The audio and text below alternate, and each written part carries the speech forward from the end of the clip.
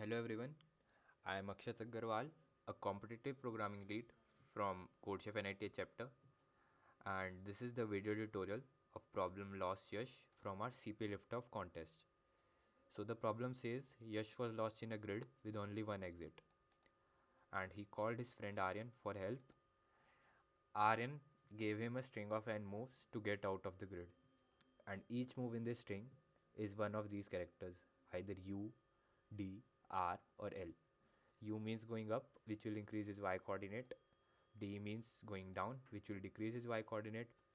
R means going right, which will increase his x coordinate. And L means going left, which will decrease his x coordinate. So Yash wants to know the coordinates of the exit. अब sample में हमें 4 length की एक string दी है. The moves are L R R U, और initially Yash की position है 0,0. तो पहले ग्रिड या ग्राफ बना लेते हैं, और इसमें इनिशियली यश है इस पोजीशन पे, यहाँ पे. सो इसको थोड़ा अलग कलर से बना देते हैं. इनिशियली यश यहाँ पे है और इसके मूव्स हैं एल आर आर यू. तो पहले यश लेफ़्ट जाएगा, फिर दोबारा राइट आएगा, अब एक और बार राइट जाएगा, अब ऊपर जाएगा. तो फाइनल पोजीशन है 1,1. और जैसे क्वेश्चन में लिखा है, जब भी हम राइट जाएंगे तो x विल इंक्रीज़, जब भी हम लेफ़्ट जाएंगे तो x विल डिक्रीज़, जब भी हम डाउन जाएंगे तो y विल डिक्रीज़, एंड जब भी हम अप जाएंगे तो y will increase. So this is it. यही चीज़ हमें सिमुलेट करनी है कोड में.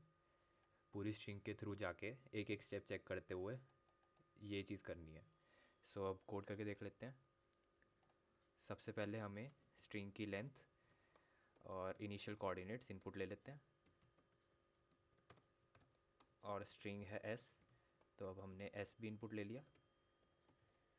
अब हम स्ट्रिंग के हर कैरेक्टर के थ्रू जाएंगे एक एक मूव करते करते, और पूरे सारे मूव्स कवर करेंगे. So for int i is equal to 0, i is less than n plus plus i, और हर मूव है si. उसका करंट पोजीशन पे जो भी कैरेक्टर है वो करंट मूव है. तो if move is equal to up, तो the coordinate y coordinate will increase, and else if move is equal to down, y coordinate will decrease. Else if move is equal to left,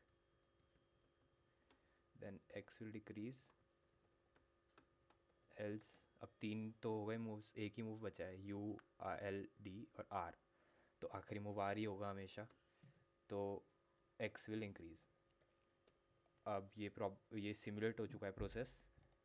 सो अब हम इसको output कर लेंगे,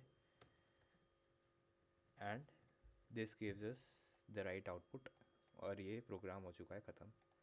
लेकिन अब इसको करने का एक और तरीका भी है, क्योंकि जब हम ये बना रहे हैं तो हम देख सकते हैं कि हम किसी भी ऑर्डर में करें मूव्स को मैटर नहीं करता, because all the moves are independent to each other. तो if the moves were instead of L R R U, अगर यहाँ पे होता यू आर आर एल, तो भी सेम जगह पहुँचते. अब वो देखते हैं कैसे. तो जैसे हम अभी ओरिजिन पे थे, तो यू आर आर और फिर एल, तो वापस यहीं आ गए. अब क्योंकि ये मूव्स इंडिपेंडेंट हैं, और हम ये भी देख सकते हैं कि जब हम राइट जाएंगे और फिर हम लेफ़्ट आएंगे तो ये दोनों कैंसिल आउट हो जाएंगे एक साथ. सिमिलरली जब हम अप जाएंगे और फिर डाउन जाएंगे, तो instead of just simulating the process, we can count the number of L, R and U, and then do something with them. तो पहले इतना कर लेते हैं. सो ये तो हमारा हो गया था method 1.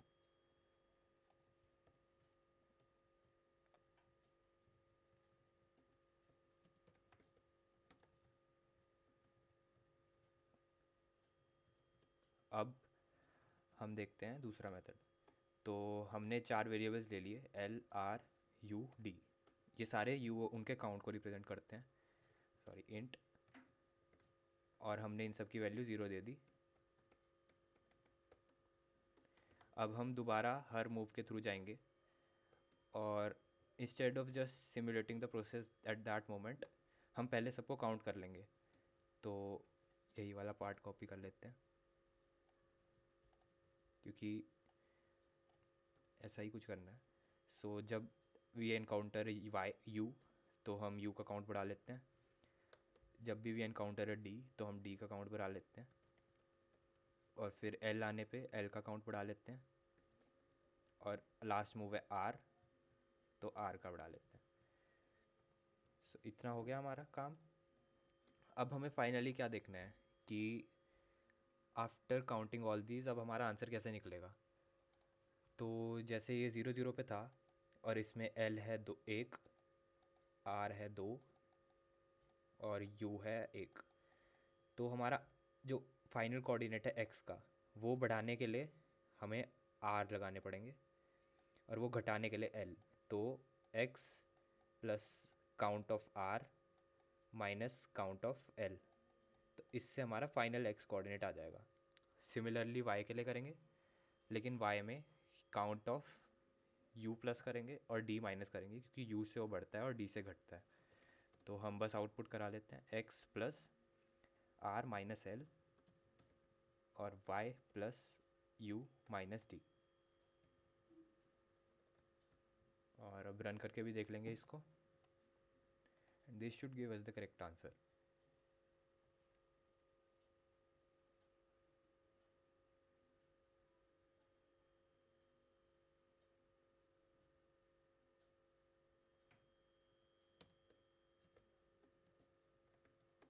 So this gives us the correct answer and this is the right solution. So you can check out these codes. This is the method one. We can directly simulate, या फिर we can count the occurrences of U, D, L and R, और फिर इससे हम answer निकाल सकते हैं। Thank you and have a nice day.